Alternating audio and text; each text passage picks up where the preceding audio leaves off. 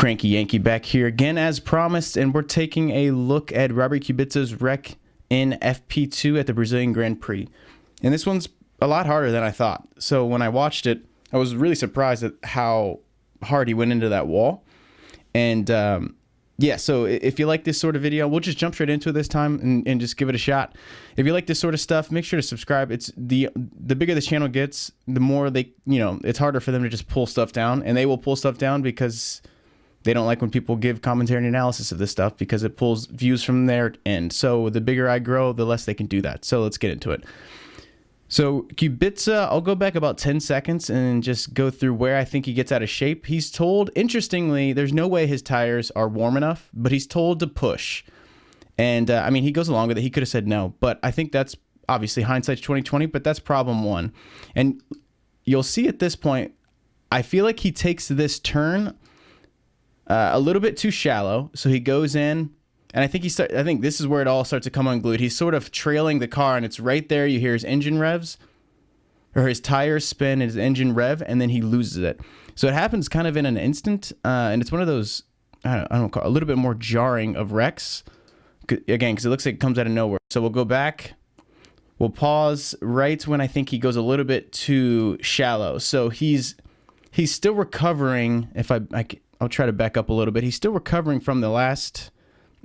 He's still recovering from the last turn. This first little turn right here, the previous turn I'm talking about, right there.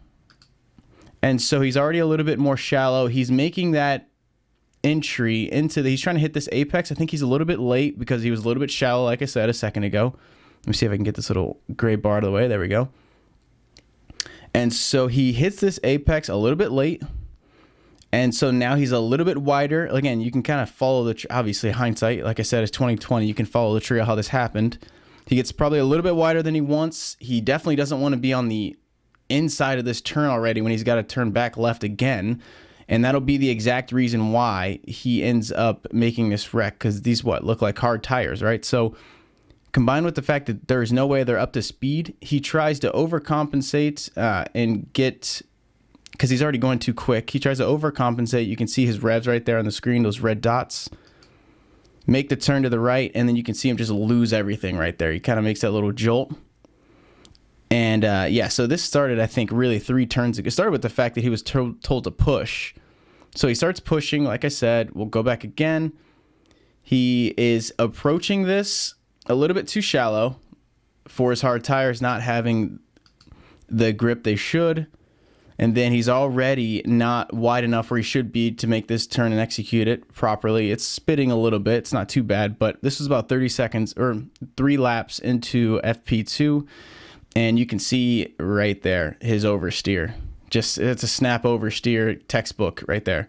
So yeah, this really came down to the fact that he was told to push, and I'm taking it back. I don't want to take it too far. They won't let me upload this, but he was told to push probably 20 seconds before over radio, before you see this wreck happen. So not much has gone by in the way of getting his tires up to the proper temperature.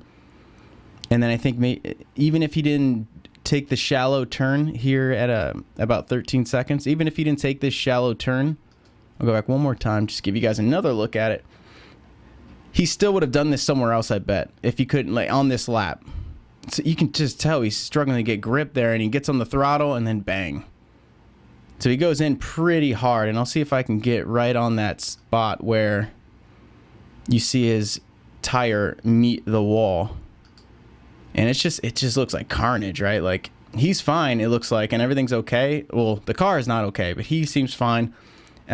His demeanor almost was like, he was more worried about getting out of he's not in a safe spot. He's more worried about getting out of the car safely. So he kind of just hops out really quick. He doesn't talk to his garage. His garage doesn't come over radio. He just gets out and gets out of there. So yeah, he's not in the safest of spots. So that's an onboard. That is the breakdown. If you like this sort of stuff, like I said, subscribe. It really helps. I can do a lot more of these. I can go a lot deeper. But for now, we'll just keep uploading, and I'll keep showing you guys all the content I can. They didn't really show this one again too much, but it is a pretty big impact and just not fun to watch. So I will I'll leave it there. You guys can let me know what you think about the wreck below. Should he have warmed his tires up a little more? Should his garage has told him to, you know, do maybe one more outlap or something like that. What do you guys think? Let me know below, and I'll see you guys here soon. Make sure to check out the FP2 analysis video, and I'll be back for FP3.